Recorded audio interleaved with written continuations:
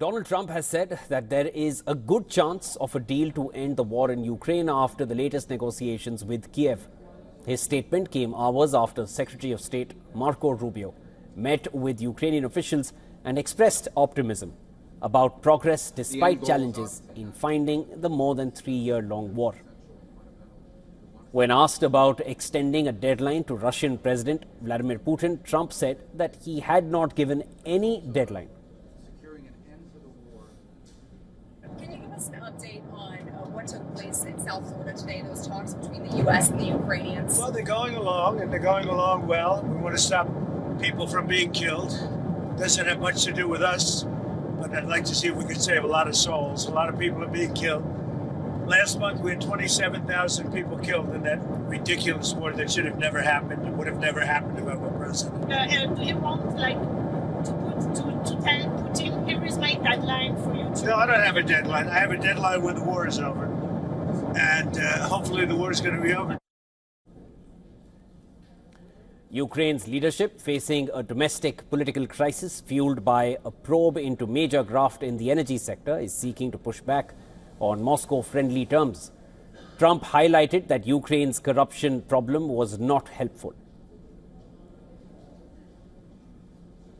You just said that Ukraine has a little bit of problems. Well, we have a corruption situation going on, which is not helpful. And is that impeding the peace talks? Well, I said it was going on for 3 years, right? Didn't I say it? For 3 years I said it, so I was way ahead of schedule.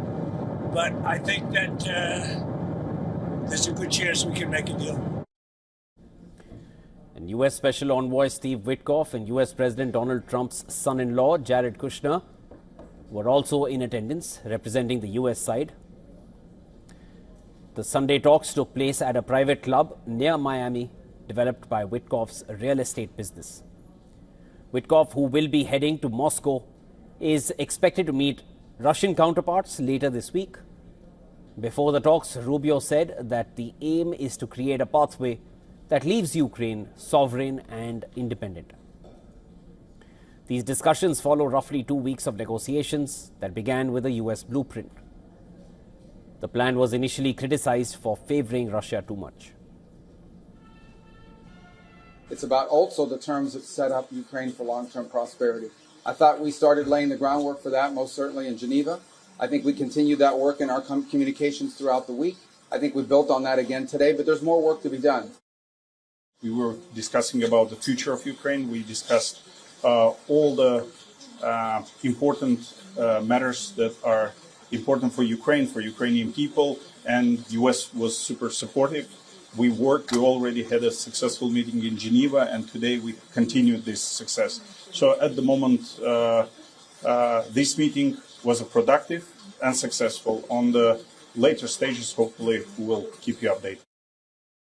Rustem Umerov, who replaced Andriy Yermak, the previous head of Kiev's delegation, was reportedly questioned by the National Anti-Corruption Bureau of Ukraine. He was asked to testify as part of its probe into the energy sector corruption scandal.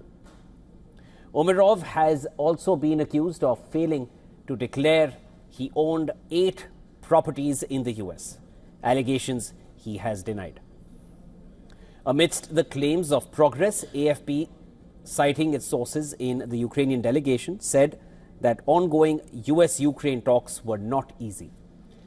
According to AFP, the Kiev delegation said the search for formulations and solutions continues, although they added that the exchanges had nevertheless been constructive.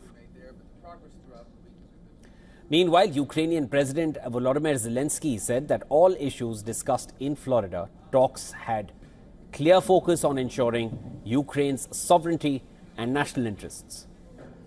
Ahead of the Florida talks, Russian forces continue to grind forward along the front lines. Moscow also targeted Kiev and surrounding regions for 2 nights in a row as they made fresh advances. Recently, a drone attack in the outskirts of Kiev killed 1 person and wounded 11. Hours earlier, Ukraine Security Service released the videos showing attacks on 2 oil tankers in the Black Sea that it believed were covertly transporting sanctioned Russian oil.